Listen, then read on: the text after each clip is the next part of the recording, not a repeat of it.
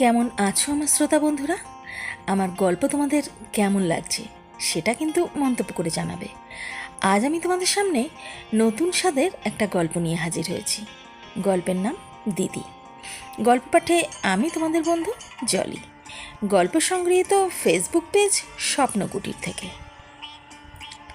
পৃথিবীর সকল সম্পর্কের মধ্যে দিদি আর ভাইয়ের সম্পর্কটা যেন সবচেয়ে মধুর হয়।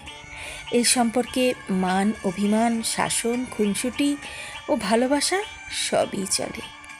আজ এই রকমই এক ভাই বোনের গল্প নিয়ে হাজির হয়েছি। গল্প ভালো লাগলে একটা লাইক, কমেন্ট ও শেয়ার করবে।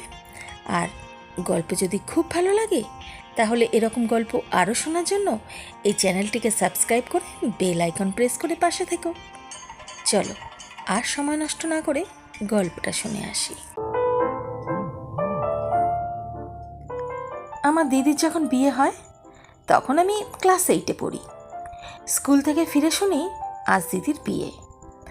বাবা আমাকে বললেন, ছোটন, কলকাতা থেকে অতিথিরা আসবে, তুই এক ছুটে বাজারে যা, মতিনকে বল তার ডেকোরেশনের চেয়ার পাঠাতে। আমি এক দৌড়ে বাজারে চলে গেলাম। মতিন কাকুকে যখন সব বলছি তখন দুটো প্রকাণ্ড গাড়িকে বাজার পেরিয়ে আমাদের বাড়ির দিকে যেতে দেখলাম। মতিন কাকু বললেন, যাক, মিলির অনেক ভালো ঘরে বিয়ে হলো, তাহলে তোদের অবস্থা এবার ফিরবে। দিদির কি সত্যি ভালো বিয়ে হচ্ছে? আমি জানি না। আমি শুধু জানি দিদি চলে যাচ্ছে আমাদের বাড়ি থেকে। তারপর কি হবে? কে আমাদের খাবার রেঁধে দেবে? কে আমাকে চুপি চুপি করে মাটির ব্যাংক ভেঙে আমাকে মেলায় যাওয়ার টাকা দেবে? দিদিকে ছাড়া যে আমার জীবন চলতে পারে আমি সেটা কল্পনাও করতে পারি না। কলেজের এক প্রোগ্রামে আমার সুন্দরী দিদিকে দেখে নাকি দারুণ পছন্দ করেছে এক বড় লোকের ইঞ্জিনিয়ার ছেলে। তার চাপে পড়ে তার পরিবার রাজি হয়েছে এই বিয়েতে, নইলে আমাদের মতো মধ্যবিত্ত ঘরে এত বড় আত্মীয় হবার কথাই না। সবাই বলাবলি করছে দিদির কারণে এইবার আমাদের ভাগ্য ফিরবে। আমার জন্মের সময় আমার মা মারা যান। দিদির বয়স তখন 8। আমার স্কুল শিক্ষক বাবা আর বিয়ে করেননি, দিদি মানুষ করেছে আমাকে। আমার জগৎ ঘিরে তাই আমার দিদি। বিয়ের আসরটা হয়ে গেল দায় সারাভাবে। বিয়ে নাকি দুই পরিবারের বন্ধন, কিন্তু আমার সেটা মনে হলো না। পাত্রের বাবা সারাক্ষণই মুখ কালো করে রাখলেন। পাত্রের ছোট মামা আমাদের ঘর বাড়ি উঠোন ঘুরে ঘুরে দেখলেন, মাঝে মাঝে নাক সিটকালেন। আমাকে ডেকে বললেন, কি হে, কোন ক্লাসে পড়ো? আমি কিছু বলার আগেই কেউ একজন বলল, ছোটন ছোটন পাইলট স্কুলে পড়ে, ফার্স্ট বয়, 5-এ বৃত্তি পেয়েছে, ক্লাস 8-এও পাবে। আমার লজ্জা লাগলো, কিন্তু ছোট মামা শুধু একটু নাক সিটকালেন। সেদিন গাড়িতে ওঠার আগে দিদি যখন আমাকে জড়িয়ে ধরে নিঃশব্দে কাঁদছিল তখন আমার লজ্জা করছিল। আমি বড় হয়ে গেছি, লম্বায় প্রায় দিদির সমান। এত বড় ভাইকে জড়িয়ে কেউ কাঁদে?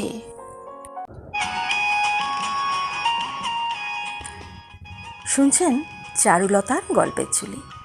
এই ঝুলিতে আছে নানান স্বাদের গল্প ও কবিতা। এখনও যারা এই চ্যানেলকে সাবস্ক্রাইব করোনি তাহলে তাড়াতাড়ি করে ফেলো আর শুনতে থাকো নানান স্বাদের গল্প ও কবিতা। 3 দিন পর নতুন জামাই বউ আমাদের বাড়ি আসার কথা। বাবা পাড়া প্রতিবেশীদের নিয়ে রান্নাবান্নার আয়োজন করলেন। একটা গাড়ি ভাড়া করে নতুন জামাইকে আনতে পাঠালেন, কিন্তু গাড়ি ফেরত এলো। নতুন জামাই আসতে পারবে না, তার কোনো জরুরি কাজ পড়ে গেছে, পরে সময় করে আসবে। দিদি আসলো আরও মাস 3 পর। একটা সাদা রঙের গাড়ি থেকে দিদি নামলো। আমি ছুটে গেলাম।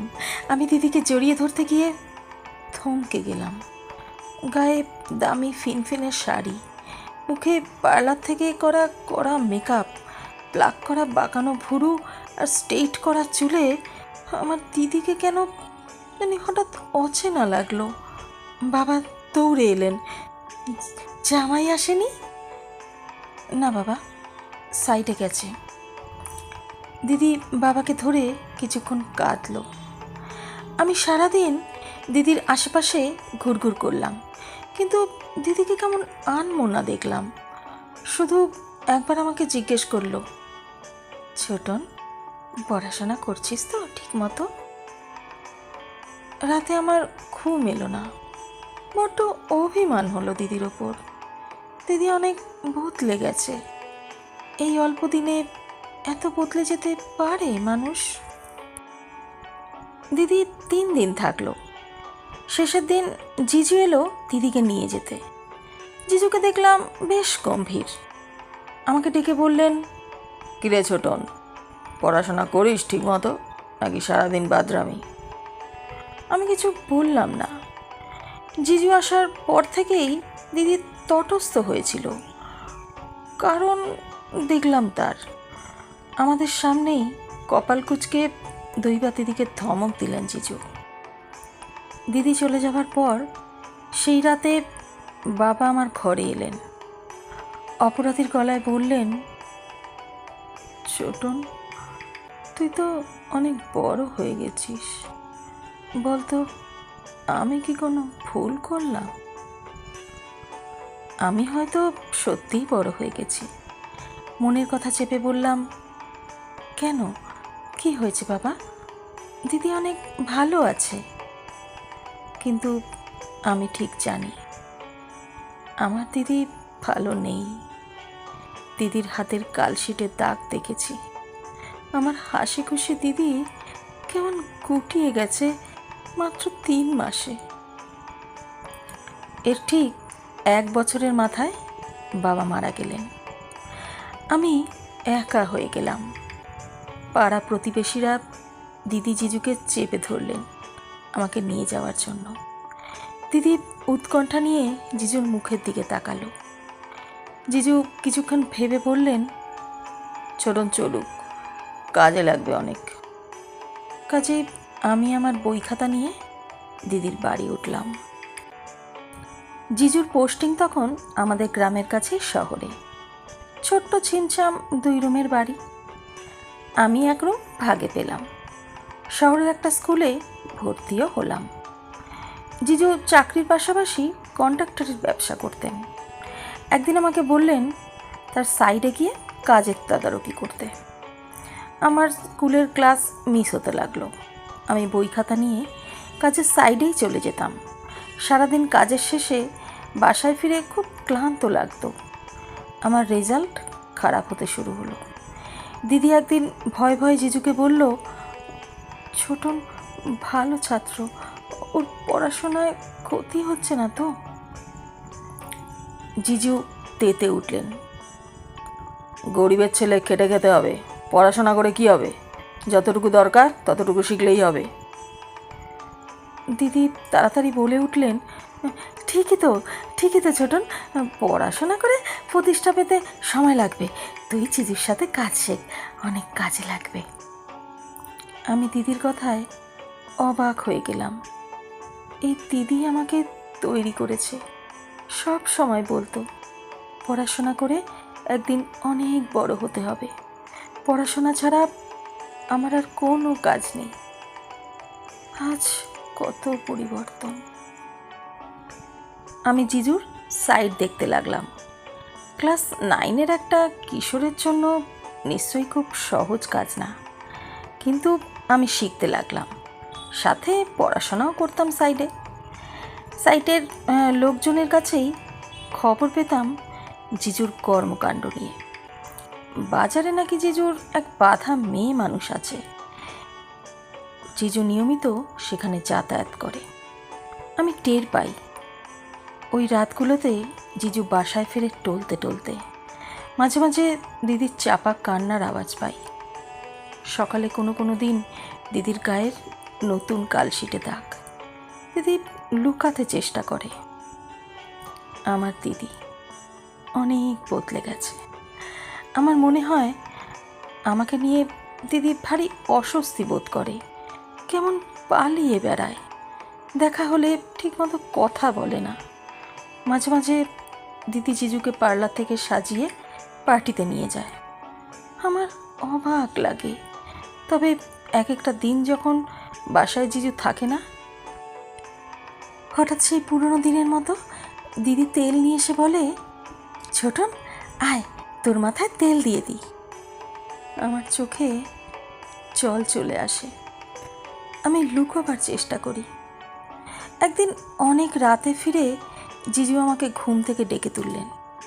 আমি জেগে দেখি জিজু প্রচণ্ড রেগে আছে, দুলছেন, মাতাল হয়ে আছেন। আমাকে বললেন, আরামজাদা, তোকে আমি সাইড দেখতে দিয়েছি আর তুই সেখানে গিয়ে পড়াশোনা করিস। আমি চুপ করে দাঁড়িয়ে রইলাম। হঠাৎ করে জিজু আমার চুলের মুঠি ধরলেন। বল বল, আর সাইড থেকে 1,00,000 টাকা চুরি করেছে কে? নাকি তুই করেছিস? আমি অবাক হয়ে গেলাম। সাইডের টাকা পয়সা সংক্রান্ত কোনো কিছুর সাথেই আমি জড়িত না, আলাদা অ্যাকাউন্টেন্ট আছে। তবু বললাম, আমি কিছু জানি না জিজু। তুই জানিস না? কেন জানিস না? তুই এর সাথে জড়িত শিওর? আমার খেয়ে আমার সাথেই বেইমানি? তারা জিজু তার কোমরের বেল্ট খুলে আমাকে মারতে আরম্ভ করলেন। আমি সারা জীবনে কখনো মার খাইনি। পরিবারে আদরে মানুষ হয়েছি। স্কুলে ভালো ছাত্র হওয়ায় স্যারেরা অত্যাধিক স্নেহ করতেন আমাকে। আমার শরীরে জিজুর বেল্ট কেটে কেটে বসে যেতে লাগলো। আমি দেখলাম দিদি পাথরের মতো দাঁড়িয়ে আছে। জিজু একটা সময় ক্ষান্ত হয়ে চলে গেলেন। আমি সারা রাত বিছানায় শুয়ে কোকালাম। চেষ্টা করলাম মুখ দিয়ে শব্দ না বের করতে। বাবা মৃত্যুর আগে বলেছিলেন, ছোটন, পুরুষ হয়ে গরিব ঘরে জন্মেছিস, সামনে অনেক কষ্ট আসবে, শক্ত থাকবি, কখনো কাঁদবি না। পুরুষদের কাঁদতে নেই বাবা। পরদিন সকালে ঘুম ভেঙে দেখি শরীরে হালকা জ্বর। কোনো রকমে উঠে দেখি দিদি বসে আছে আমার সামনে। ছোটন, উঠতে পারবি? আমি মাথা নাড়লাম। হ্যাঁ, পারবো। তাহলে চল। তাকিয়ে দেখি দিদি একটা ব্যাগ গুছিয়ে রেখেছে। আমি বললাম, কোথায় যাব দিদি? বাড়ি ফিরে যাব, চল। তুই আবারও ভালো করে পড়াশোনা শুরু করবি, আমি সেলাই শুরু করব। দুইজনের একটা ব্যবস্থা ঠিক হয়ে যাবে। আমি অবাক হয়ে তাকিয়ে রইলাম। আমার দিদির চেহারায় সেই পুরনো দিনের স্নেহ আর দৃঢ় প্রতিজ্ঞা। শুনছিলে গল্প দিদি। কেমন লাগলো বন্ধুরা? সকলে মন্তব্য করে কিন্তু জানাবে। দিদিভাইয়ের গল্প হলেই আমার অপু দুর্গার কথা মনে পড়ে। তোমাদেরও কি তাই হয়েছে? আমাকে মন্তব্য করে কিন্তু জানিও। আবার খুব তাড়াতাড়ি নতুন স্বাদের গল্প নিয়ে হাজির হব। ভালো থেকো, টাটা।